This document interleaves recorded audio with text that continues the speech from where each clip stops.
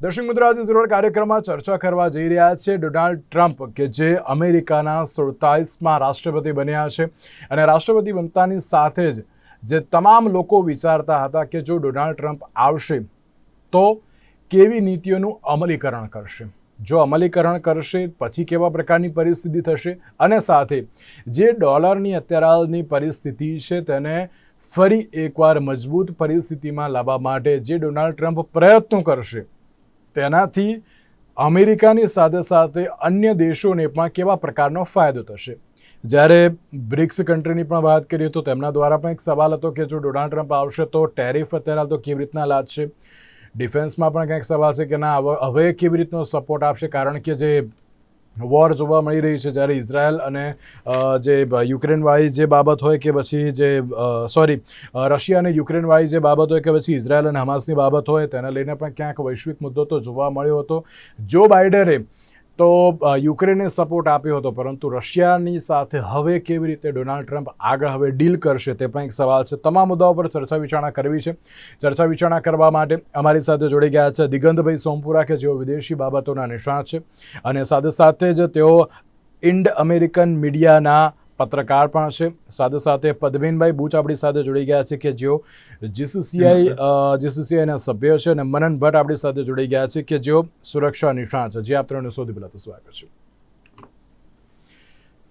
દિગંતભાઈ, સવાલ એ જ હતો કે ડોનાલ્ડ ટ્રમ્પ આવશે તો શું થશે, હવે આવી ગયા છે ત્યારે વિશ્વનો પ્રભાવશાળી દેશ, તેના રાષ્ટ્રપતિનો કાર્યકાળ એ દેશની નીતિઓને તો પ્રભાવિત કરે છે અને સાથે અન્ય દેશોના સંબંધોમાં પણ બદલાવ લાવતા હોય ને તેવી બાબત પણ સામે આવતી હોય છે। ત્યારે આ ડોનાલ્ડ ટ્રમ્પની જે આ તાજપોશી જે થઈ છે તેને આપ કઈ રીતે જોઈ રહ્યા છો? યજ્ઞભાઈ, ખૂબ ખૂબ આભાર આપનો। ડોનાલ્ડ ટ્રમ્પની અમેરિકાની ચૂંટણી જે થઈને એમાં ડોનાલ્ડ ટ્રમ્પનો જે વિજય થયો, છેલ્લા 6 મહિનાથી દુનિયાભરની નજર અમેરિકાની ચૂંટણી પર હતી। છેલ્લા સમયમાં ચૂંટણીના છેલ્લા પરિણામોના સમયમાં ભારે રસાકસી ભર્યા એ દિવસોમાં પણ જે ઉત્તેજના રહી અને છેવટે ડોનાલ્ડ ટ્રમ્પ જે રીતે વિજયી થયા છે એ વિજય એમનો માટે સારો છે, દેશને, આપણા ભારત માટે પણ સારું છે, બીજા દેશોને ચોંકાવનારું છે। પણ એમણે જે આક્રમકતાથી જે એમણે મુદ્દાઓ રજૂ કર્યા હતા, એમણે ચૂંટણી પ્રચારમાં જે મુદ્દાઓની વાત કરી હતી, એને હવે જયારે એને અમલમાં મૂકવાનો સમય આવ્યો છે ને આજે જયારે એને 2 દિવસમાં એમણે જેટલા અમલના પગલા શરૂ કરી દીધા છે એ દુનિયાને ચોંકાવનારા છે, આપણાને પણ ચોંકાવનારા છે અને અમેરિકાની પ્રજાને પણ એ અચંબામાં મૂકી દે એ પ્રકારનું છે। આપણે જયારે વાત કરીએ તો અમેરિકામાં ભારતીયો અને ખાસ કરીને ગુજરાતીઓને અમેરિકાનું એક ચોક્કસ એક વળગણ છે, એક લગાવ છે, કારણ કે આપણા ઘણા સગાવાલા મિત્રો ત્યાં રહેતા હોય, અમેરિકા જવાની એક ઈચ્છા હોય, એટલે ઇમિગ્રેશનની બાબતમાં જે ડોનાલ્ડ ટ્રમ્પના જે નિયમો, આકરા નિર્ણયો એ લેવાના છે, એમાં સૌથી વધારે અત્યારે જો આપણે વાત કરીએ યજ્ઞભાઈ, તો અત્યારે એમને 90 દિવસ, આશરે કે 100 દિવસ સુધી એમને પોતાના ઘરેલું મુદ્દાઓ પર એમણે વધારે ધ્યાન આપવું પડશે અને આપશે જ।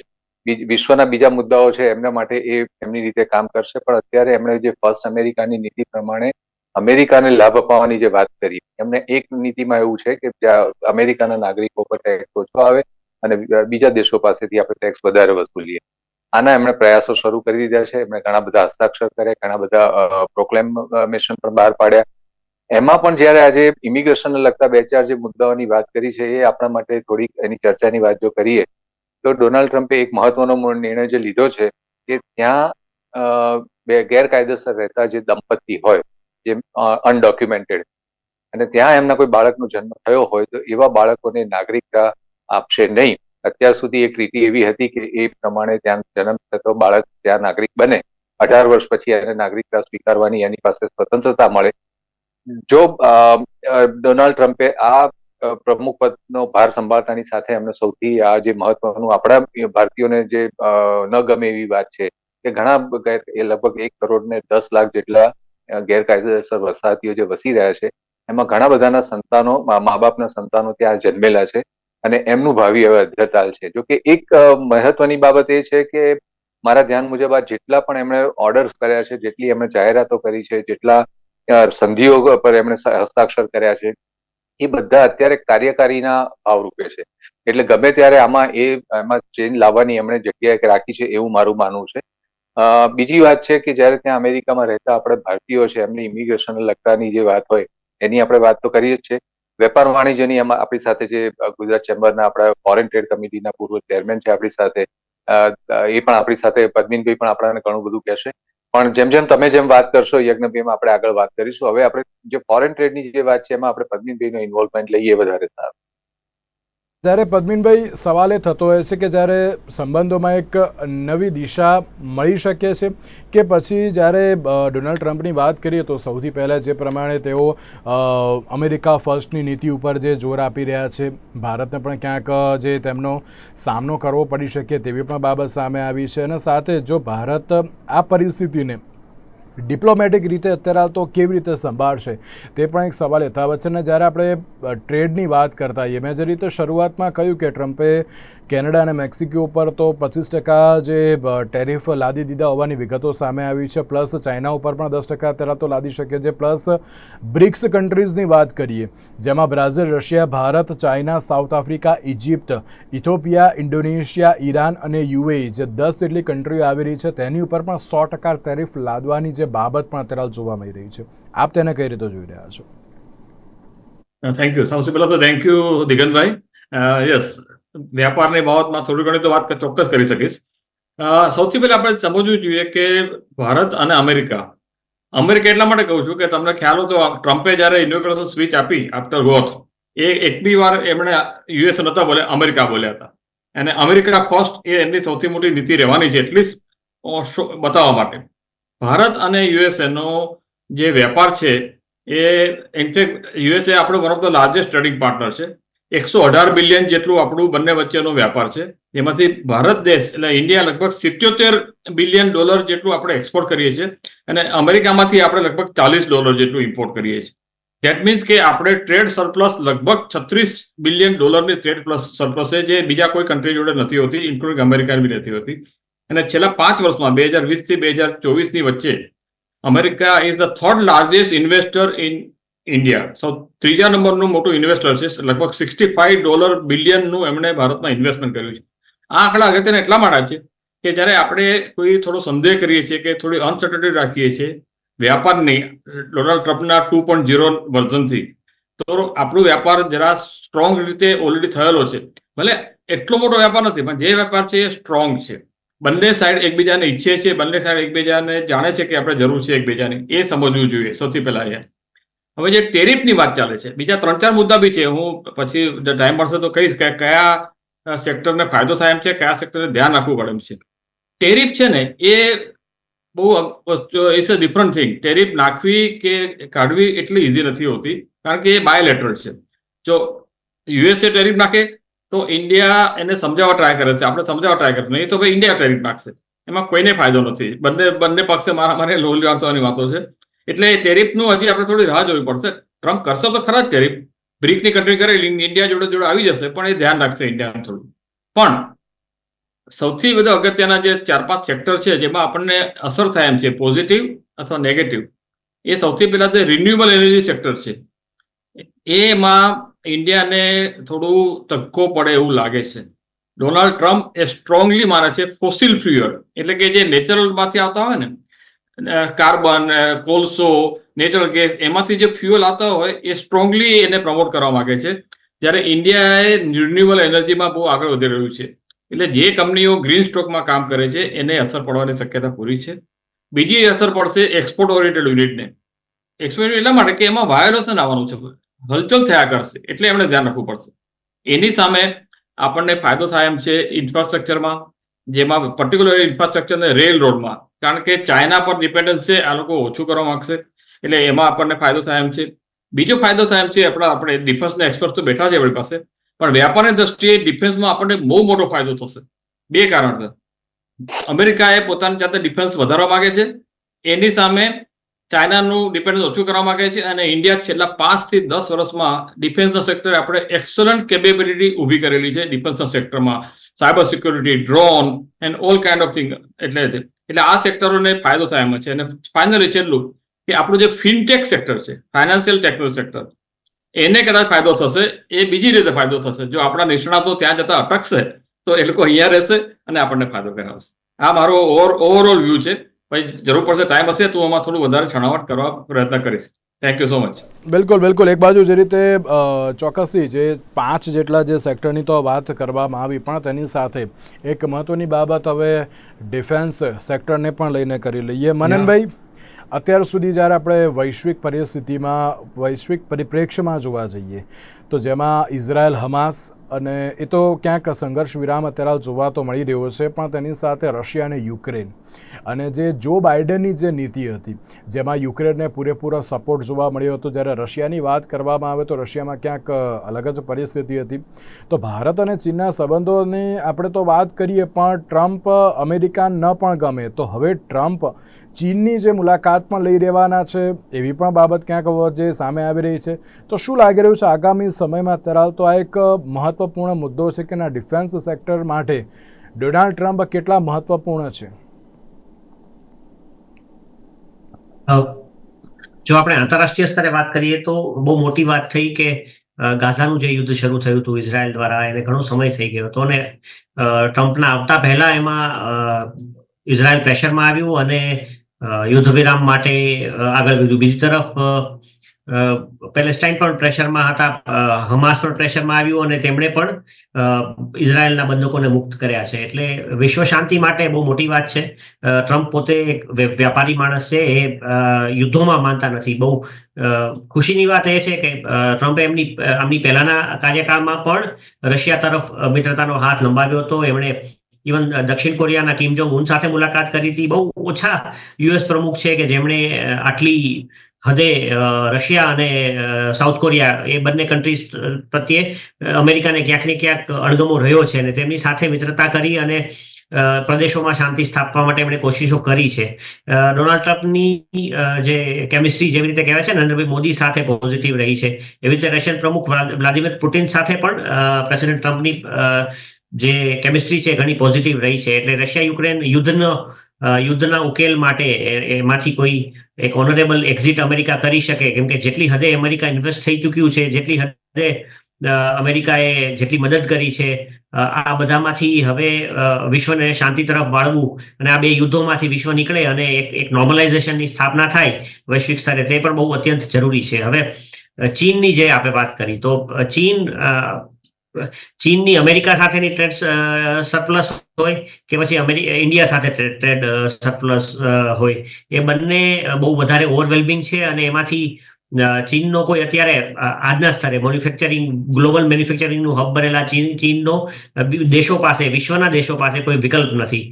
એટલે અમેરિકા ચીન સાથે વ્યાપારિક સંબંધો જે ભારત મેન્ટેન રાખવા માંગે છે સારા, એવી રીતે મેન્ટેન કરવા માંગે છે. પરંતુ વ્યૂહાત્મક રીતે વાત કરીએ, લશ્કરી રીતે વાત કરીએ તો ઇન્ડો પેસિફિકની અંદર ચીનનું વધતું જતું પ્રભુત્વ અમેરિકા માટે માથાનો દુખાવો છે, એટલું જ ભારત માટે પણ માથાનો દુખાવો છે. અને ચાઇનાને આવતા વર્ષોમાં અને આજના સમયમાં જો કોઈ દેશ ચીનના વધતા અગ્રેશન અને ખાસ કરીને ચાઇનીઝ નૌસેનાના વધતા અગ્રેશનને કંટ્રોલ કરી શકે એવો હોય તો એ ભારત છે, ભારતીય નૌસેના છે.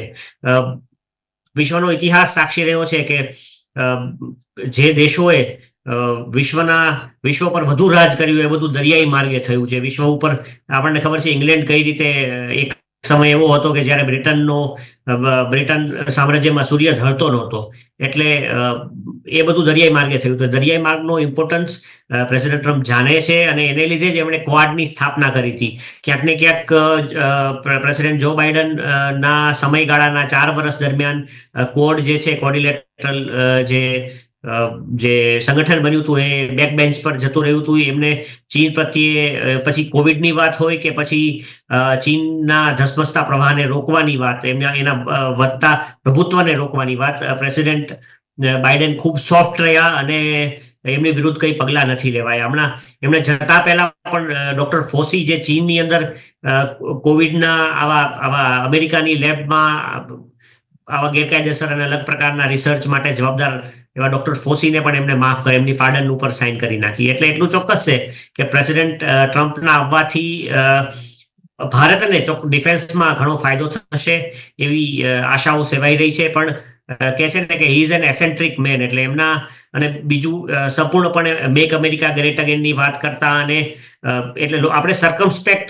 ડિફેન્સ સેક્ટરમાં પણ લોકો થોડા છે કે એવું નથી કે પ્રેસિડેન્ટ ટ્રમ્પની ફર્સ્ટ જે ટ્રમ્પ 1.0 હતા એમાં ભારત સાથે ડિફેન્સ ડીલ નહોતી થઈ, પરંતુ અત્યારે ભારત જે અગ્રેસિવલી આપણે સીક કરીએ છીએ કે આપણે ડિફેન્સ કોઓપરેશન અને ટેકનોલોજી ટ્રાન્સફરની વાત કરીએ છીએ. આપણી પાસે જીઈનું F414 એન્જિન, જેનાથી આપણું તેજસ MK1 એ વિમાનોને ઉડાડવાની જરૂર પડવાની છે, તો આ વિમાન માટે ટેકનોલોજી ટ્રાન્સફર અને એના એન્જિનનું મેન્યુફેક્ચરિંગ ભારતમાં થાય અને એની ટેકનોલોજી ભારતને ટ્રાન્સફર કરે અમેરિકા, એવું ભારત બહુ સતત ઈચ્છી રહ્યું છે. જો બાઇડનના સમયમાં એન્જિન આપવામાં ડિલે થવાથી આપણને વિમાનો નથી મળ્યા, એટલે ભારત માટે ખાસ કરીને ભારતીય વાયુસેના માટે ઘણો મોટો માથાનો દુખાવો ઊભો થયો છે. એટલે ટ્રમ્પ અમેરિકાને આગળ લઈ જવા માટે અમેરિકા ફર્સ્ટની નીતિમાં એક વેપારી તરીકે ભારતને ઘણી બધી ટેકનોલોજી અને બધું મોંઘા ભાવે, અમેરિકા પાસેથી આપણે MQ રીપર ડ્રોન્સ પણ લીધા છે અને લેવાના ફર્ધર પણ કદાચ સોદાઓ થશે, પરંતુ આ બધું અમેરિકા પાસેથી લેવું ભારતને ઘણું મોંઘું પડે છે. અરબો ડોલર અમેરિકાને આપવાથી ભારત એટલો બધો પૈસાદાર દેશ નથી કે એટલી ઇઝીલી, એટલે ભારત હંમેશા ભારતની બહુ વ્યૂહાત્મક આપણી અને રાજનીતિક જે સમજ છે નરેન્દ્રભાઈ મોદીની અને આપણા વિદેશ મંત્રીની, એની બહુ મોટી કસોટી થવાની છે. અને જો આપણે ટેકનોલોજી ટ્રાન્સફર એચીવ કરી લેશું તો બીજી ઘણી વસ્તુઓ જે અમેરિકાને એના બદલામાં આપણે કદાચ બેનિફિટ આપવા પડશે એને એ નગણ્ય ગણાશે. બિલકુલ સાચી વાત છે દિગંતભાઈ. જ્યારે આપણે અમેરિકાની વાત કરીએ તો ચલો, ડોનાલ્ડ ટ્રમ્પ 47માં રાષ્ટ્રપતિ તો બની ગયા, પણ મેં એક સવાલ મેં જે પ્રમાણે પદ્મિનભાઈને પણ પૂછ્યો હતો કે જે અમેરિકા અને ચાઇના, એ જે આપણે દોસ્તીની વાત કરીએ કે બધી સંબંધોની વાત કરીએ એ તો મહત્ત્વના છે, પણ તેની સાથે અમેરિકા અને રશિયાની પણ આ વખતે કેવા પ્રકારની પરિસ્થિતિ થશે. પ્લસ જ્યારે ડોનાલ્ડ ટ્રમ્પ આવ્યા ત્યારે પણ ક્યાંક એક ચર્ચા જોવા મળી રહી છે કે તેઓ બ્રિક્સ દેશોને અત્યારે તો જે કે કાબૂમાં લેશે તેવી બાબત પણ અત્યારે સામે આવી રહી છે. તો વૈશ્વિક સ્તરે કેવા પ્રકારની પરિસ્થિતિ સર્જાઈ શકે તેમ છે? યજ્ઞભાઈ, આ તમારા પ્રશ્નો બહુ જ મહત્વના છે અને વ્યાજબી પણ છે. થોડી પાછળથી જો વાત કરીએ તો અમેરિકામાં વસતા આપણા ભારતીયો, અત્યાર સુધીનું એમનું વલણ ડેમોક્રેટ તરફ રહ્યું છે. આ વખતે એમણે ખોબે ને ખોબે વોટ આપ્યા છે રિપબ્લિકના, અને ડોનાલ્ડ ટ્રમ્પને જીતાડવામાં ભારતીય અમેરિકનોએ ત્યાં મદદ કરી છે. એનું કારણ એ છે કે નરેન્દ્ર મોદી, આપણા વડાપ્રધાન, અને ડોનાલ્ડ ટ્રમ્પના સંબંધો છેલ્લા 6 મહિનાના ગાળામાં તમે જો જુઓ તો અમેરિકાનું ઉચ્ચ કક્ષાનું પ્રતિનિધિ મંડળ, એ જ રીતે ભારતનું ઉચ્ચ કક્ષાનું પ્રતિનિધિ મંડળ વારંવાર બંને પરસ્પર દેશોની મુલાકાત લેતું રહ્યું છે. આ બહુ સૂચક બાબત છે, એટલા માટે કે આપણા બેના સંબંધો વધારે સારા રહે બંને દેશોના, એટલા માટે. બીજી વસ્તુની જે વાત કરીએ કે દુનિયાનું મોટામાં મોટું જે બજાર કહેવાય એ ભારતનું છે, ખરીદ અને વેચાણ બંને કક્ષાએ. આ બજાર કોઈ પણ અમેરિકા જેવી મહાસત્તા આપણી સાથે ખોવે નહીં, એ પણ બહુ મહત્વની બાબત છે.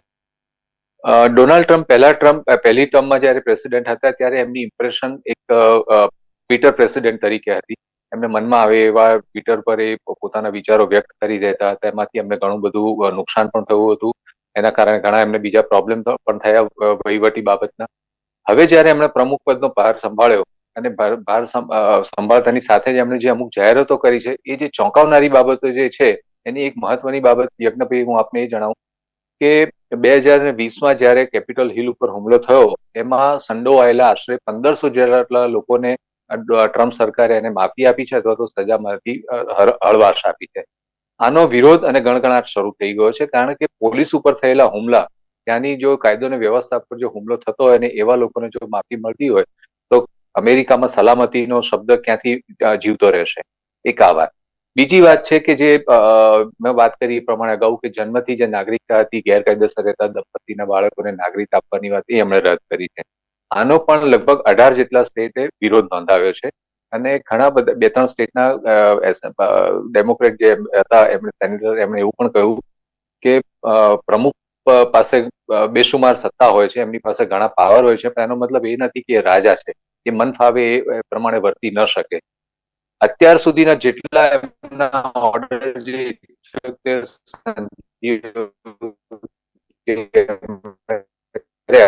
એમાં મોટા ભાગના બધા જ આને કારણે જે આપણે વિચારીએ છીએ એમાં કોઈ ચેન્જ પણ આવે.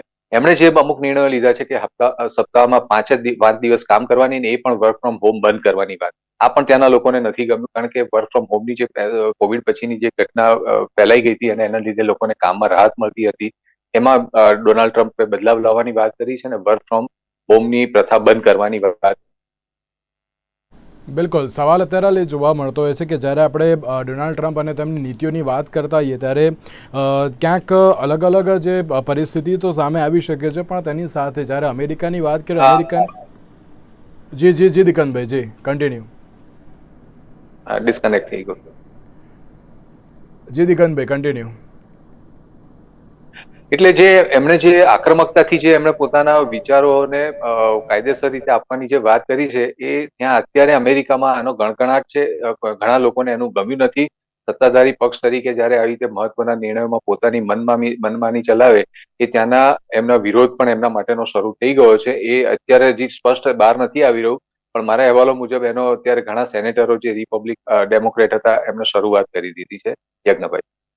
જી, આગામી સમયમાં પદ્મિનભાઈ જ્યારે ડોનાલ્ડ ટ્રમ્પની વાત કરીએ તો ચલો ટેરિફ લાદવાની ને બધાની તો બાબત અત્યારે જોવા મળી. આમ તો વડાપ્રધાન નરેન્દ્ર મોદીને તેઓ પોતાના મિત્ર પણ બતાવે છે. ભારત અત્યારે ક્યાંક વિશ્વનું જે સૌથી મોટું અત્યારે અર્થતંત્ર પણ ક્યાંક હવે બનવા તરફ આગળ વધી રહ્યું છે. આગામી સમયમાં અન્ય સેક્ટરમાં કેવા પ્રકારની પરિસ્થિતિ સર્જાઈ શકે છે? 3 સેક્ટર એવા છે કે જે આમાં થોડો અસરમાં આવશે, બંને રીતે, પોઝિટિવ નેગેટિવ બંને. ફાર્માસ્યુટિકલ, ટેક્સટાઇલ અને ઇન્ફોર્મેશન ટેકનોલોજી. ઇન્ફોર્મેશન ટેકનોલોજી એટલે ખાલી સોફ્ટવેર નહીં, બંને હાર્ડવેર અને સોફ્ટવેર બંને. આ 3 સેક્ટર એટલા માટે કે ફાર્માસ્યુટિકલમાં અમેરિકા આગળ છે, પ્રેશર કરે ઇન્ડિયા પર, પણ એ અમેરિકાની પબ્લિકને ઇન્ડિયાની દવાની બહુ જ જરૂર છે. જે આપણે જેનરિક મેડિસિન આપીએ છીએ, જે ક્વોલિટી મેડિસિન, અનબ્રાન્ડેડ અને લેસ પ્રાઇસ. કોઈ બી દુનિયામાં કોઈ બી માણસને સારી દવા મળતી હોય સસ્તી, તો એ લોકો સૌથી પહેલા પ્રેફરન્સ આપે. એટલે ફાર્માસ્યુટિકલ ઇન્ડિયા આપણો સારો બેઝ છે. ટેક્સટાઇલનો બહુ સારો બેઝ છે. અને ઇન્ફોર્મેશન ટેકનોલોજી બી અમેરિકાને ખબર છે કે India is the largest supplier provider of that. આ 3 સેક્ટર પર અસર થશે કે નહીં આપણે જોવાનું છે. અત્યારે એવું લાગે છે કે અસર નહીં થાય, કારણ કે આપણે વાત કરી પ્રમાણે mister Donald Trump himself is from the business background. એક વસ્તુ બીજી કે અમેરિકામાં દર વર્ષે જૂન મહિનામાં વોશિંગ્ટનમાં એક સિલેક્ટ યુએસએ કરીને બહુ મોટી કોન્ફરન્સ થાય છે. Select USA is one of the largest conference of USA. Just like something like vibrant Gujarat. They solicit investment. એ ભારતીય રોકાણ કરવા માટે દેશોને બોલાવે છે. મેં 2 ભાગ લીધેલો છે. અમે બધા રાહ જોઈ રહ્યા છે કે આ જૂન મહિનામાં ડોનાલ્ડ ટ્રમ્પ, કારણ કે ઓરિજિનલી ડેમોક્રેટિક નું હતું આઈડિયા, પણ એમણે લાસ્ટ ટાઈમ ટ્રમ્પે ચાલુ રાખ્યું હતું. એટલે આ સિલેક્ટ યુએસએ જૂન મહિનામાં થવાની છે, જૂન 2025માં. ત્યારે અમે બધા રાહ જોઈ રહ્યા છે કે કેવી રીતે ચાલુ રાખે છે, કેવું વર્ઝન છે, અને એમાં ઘણી આ ચર્ચા થવાની છે. અને જે દિગંતભાઈ વચ્ચે કીધું કે આપણો બહુ મોટો બેઝ છે, એનઆરઆઈ અને એનર્જી, એનો બહુ મોટો ફાળો રહેશે આ બધામાં. એ લોકો ડાયરેક્ટલી પણ ઇનડાયરેક્ટલી આપણા વેપાર ઉદ્યોગને પ્રોટેક્ટ કરવાનું અને એન્કરેજ કરવાનું કામ કરશે અને કરી શકે એમ છે. એટલે અમે માનીએ છીએ કે આ જે મેં પહેલા 5 સેક્ટર કીધા, એના ઉપરાંત ફાર્માસ્યુટિકલ, ટેક્સટાઇલ અને IT sector are under focus as a whole. હું અને અમે એવું માનીએ છીએ કે ભારતને બહુ વાંધો ના આવવો જોઈએ, પણ એનો અર્થ નહીં કે આપણે સજાગ રહેવું પડશે. આપણે સજાગ રહેવું પડશે વ્યાપાર દ્રષ્ટિએ અને પોલિટિકલ દ્રષ્ટિએ. એ રીતે એક લાસ્ટ એન્ડ ફાઇનલ ક્વેશ્ચન. જ્યારે ડોનાલ્ડ ટ્રમ્પ આ પહેલાં રાષ્ટ્રપતિ હતા ત્યારે એ વખતે ડિફેન્સ સેક્ટરમાં આપણને ઘણી મદદ કરી હતી. હું કદાચ ભૂલ કરું તો કરેક્ટ કરજો. કદાચ અપાચી હેલિકોપ્ટરની ડીલ એ વખતે થઈ હતી, એવી બાબત પણ સામે આવી છે. તો શું લાગી રહ્યું છે આગામી સમયમાં જે પ્રમાણેની પરિસ્થિતિ છે તેમાં ભારતને હજુ પણ ડિફેન્સ સેક્ટરમાં વધારે પડતી મદદ અમેરિકા તરફથી મળી શકે છે? તે જો અમેરિકા તરફથી થતી ડિફેન્સ ડીલ છે, અમેરિકન મદદ નથી. બીકોઝ અમેરિકાનાથી લેવાતા શસ્ત્રો આપણને ખૂબ મોંઘા પડે છે. હું ફરી વાર રિપીટ કરું, બીકોઝ આ જો અમેરિકા જ્યારે ટ્રમ્પ 1.0 ની વાત કરી, આની એમની જે પ્રીવિયસ ટર્મ હતી, ફર્સ્ટ ટર્મ હતી, એમાં 72,400 6 અસોલ્ટ રાઇફલની ડીલ થઈ હતી, અને AH-64E અપાચે અટેક હેલિકોપ્ટર્સ અને MH-60 રોમિયો સીહોક હેલિકોપ્ટર્સ, આમની આ ડીલ્સ આપણે થયેલી છે. પરંતુ અમેરિકા પાસેથી આપણે કોઈ એક શસ્ત્રો, સપોઝ આજે હથિયારો, આપણે આ જ હથિયારો કદાચ રશિયા પાસેથી લઈએ કે બીજા કોઈ દેશ પાસેથી, તો આપણને ઘણી ઓછી કિંમતે, ઇઝરાયલ કે રશિયા પાસેથી લઈએ તો ઘણી ઓછી કિંમતે મળે છે. એટલે અમેરિકા પાસેથી હથિયારો ખરીદવા એ ઘણી મોંઘી પડતી બાબત છે અને ભારત ઉપર પ્રેશર આવશે. મને તો એવું લાગી રહ્યું છે કે ભારતે હવે જે ઇન્ટરનેશનલ ટેન્ડર નેક્સ્ટ ફ્લોટ કરવા જઈ રહ્યું છે, બીકોઝ આપણને તેજસ વિમાનો મળ્યા નથી અને હવે આપણી જે ફ્લીટ છે વિમાનોની એ ફાઇટર એરક્રાફ્ટની ઘણી ડિપ્લીટ થઈ રહી છે. એટલે આંતરરાષ્ટ્રીય ટેન્ડરમાં અમેરિકા તરફથી પ્રેશર જોવા મળશે કે તમે અમેરિકાના F-35 વિમાનો ખરીદો. ને F-35 વિમાન ખરીદવા એ ભારતને ઘણા મોંઘા, ભારતની તિજોરીને બહુ મોંઘા પડે એમ છે. અને ટેક ટ્રાન્સફર વિના અમેરિકા સાથે હવે કોઈ આગલો સોદો, ખાસ કરીને વાયુસેનાની જો વાત કરીએ તો કરવો એ ભારત માટે ઘણું મુશ્કેલ બની રહેશે. અને એટલે જ હું કહું છું કે ભારતની મુત્સદી અને ભારતની વિદેશ નીતિની બહુ મોટી કસોટી થવાની છે.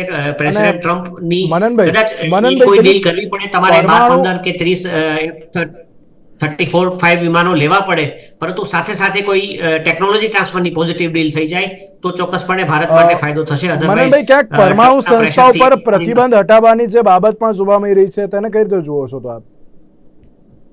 ડ્યુઅલ યુઝ ટેકનોલોજી ની જે વાત છે, ડ્યુઅલ યુઝ ટેકનોલોજી એવી ટેકનોલોજી, એવી પરમાણુ ટેકનોલોજી, આણ્વિક ટેકનોલોજી કે જેને તમે મિલિટરીલી ઉપયોગ, એટલે કે અણુબોમ્બ અને એ બધું બનાવવામાં ઉપયોગ કરી શકો, અને વળી સાથે સાથે જેનો ઉપયોગ તમે ન્યુક્લિયર રિએક્ટર અને એનર્જી સેક્ટરમાં પણ કરી શકો. આજે ડ્યુઅલ યુઝ ટેકનોલોજી બનાવતી જે સંસ્થાઓ હતી ભારતની, એ સંસ્થાઓ પર અમેરિકાએ એક સમયે પ્રતિબંધ મૂક્યો હતો. એ પ્રતિબંધને ડોનાલ્ડ ટ્રમ્પે આવતા વેત દૂર કર્યો છે, જેથી ભારતની સાથે ન્યુક્લિયર કોઓપરેશન અને જે પ્રીવિયસ ન્યુક્લિયર ડીલ પ્રધાનમંત્રી મનમોહનસિંહજીના સમયે, સ્વર્ગસ્થ પ્રધાનમંત્રીના સમયે થઈ હતી, એ ડીલને આગળ વધારી શકાય. અને ભારત સાથે ન્યુક્લિયર કોઓપરેશન ભારત રશિયા તરફ ઢળતું રોકવા માટેની ક્યાંક વાત છે, બીકોઝ ભારતે અમેરિકાના પ્રતિબંધ પછી ભારતે આ બધી જે આપણી ડિફેન્સ PSUs છે જેની પર પ્રતિબંધો હતા, તેમને માટે ના સંસાધનો અને કાચો માલ એ રશિયા પાસેથી મેળવવાનું શરૂ કર્યું હતું. એટલે અમેરિકા ઈચ્છતું નથી કે ભારત યસ બિલકુલ. અને તેની સાથે હવે જોવાનું એ રહ્યું કે ચાલો રાષ્ટ્રપતિ તો બન્યા છે, પરંતુ હવે તેની સાથે ભારત જોડે કેવી રીતના સંબંધો રાખે છે અને વૈશ્વિક સ્તરે હવે કેવા પ્રકારની અસર જોવા મળે છે તે તો આગામી સમયમાં જોવા મળશે. દિગંતભાઈ, પદ્મીનભાઈ અને મનનભાઈ, આપ ત્રણના આભાર અમારી સાથે ચર્ચા વિચારણામાં જોડાવા માટે. તો દર્શક મિત્રો, આજના વિશેષ કાર્યક્રમને જ આપશો. નમસ્કાર.